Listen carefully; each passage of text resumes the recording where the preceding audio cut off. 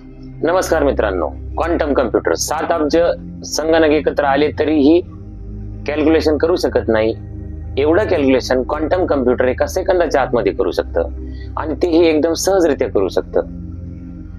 याला म्हणतात quantum computers. Quantum computers मध्ये असं काय आहे की तो इतका महाभयंकर वेगवान आहे?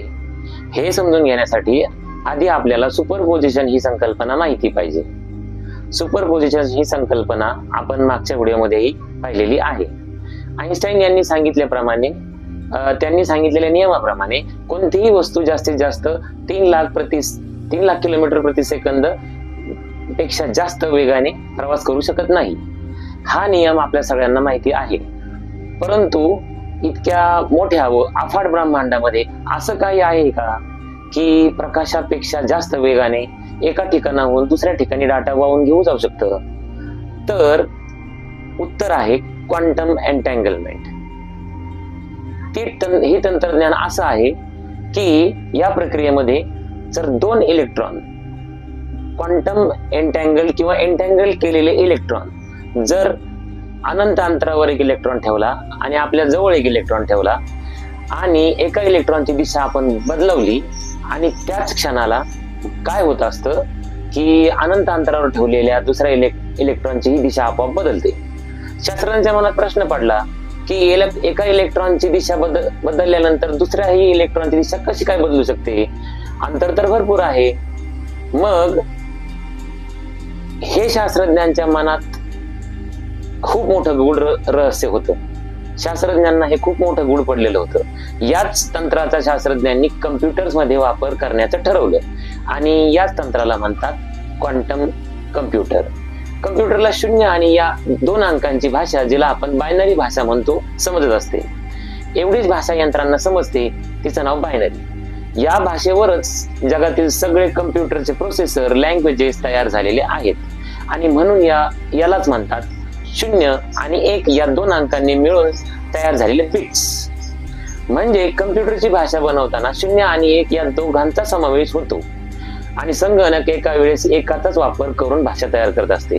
अवघड गुंतागुंतीचा असा कोड तयार करून एक विशिष्ट माहिती कम्प्युटरला पुरवली जाते आणि आपण कम्प्युटरला जे गोष्टीचं इनपुट देतो, उदाहरणार्थ आपण माऊसद्वारे एखादी इन्फॉर्मेशन देतो, कीबोर्डद्वारे इन्फॉर्मेशन देतो किंवा फाईल ट्रान्सफरद्वारे इन्फॉर्मेशन देतो, तर या सगळ्या इन्फॉर्मेशन या बिट्स मध्ये जात असतात.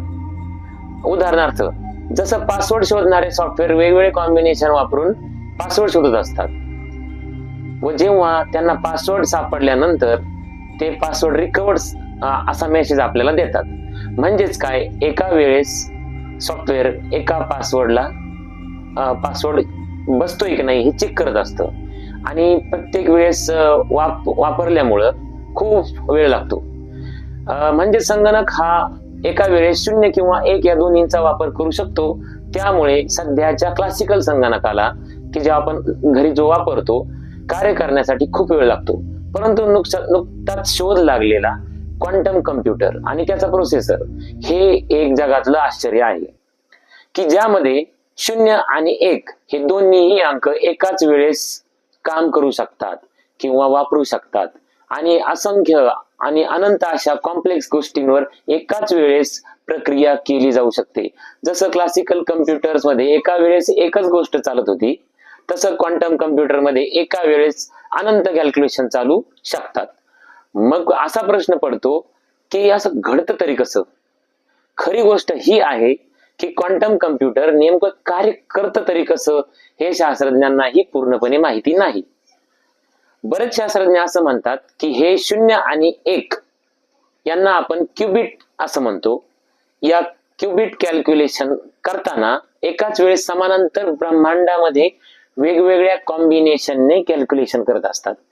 म्हणजे आपल्या ब्रह्मांडामध्ये एक कॅल्क्युलेशन होत असतं, त्याच वेळेस दुसऱ्या ब्रह्मांडामध्ये दुसरं कॅल्क्युलेशन होत असतं. परंतु आपल्या समांतर युनिव्हर्सेस आहेत तेथे याच पद्धतीने परंतु वेगवेगळ्या कॉम्बिनेशन मध्ये हेच कॅल्क्युलेशन घडत असतं. म्हणून शेवटी जेव्हा उत्तर येतं तेव्हा सगळ्यांचा परिणाम म्हणून आपल्याला लगेच पुन्हा उत्तर दाखवलं जातं. आणि ही शक्यता किंवा हे जे तंत्रज्ञान आहे फक्त आणि फक्त क्वांटम कम्प्युटर मध्येच आहे.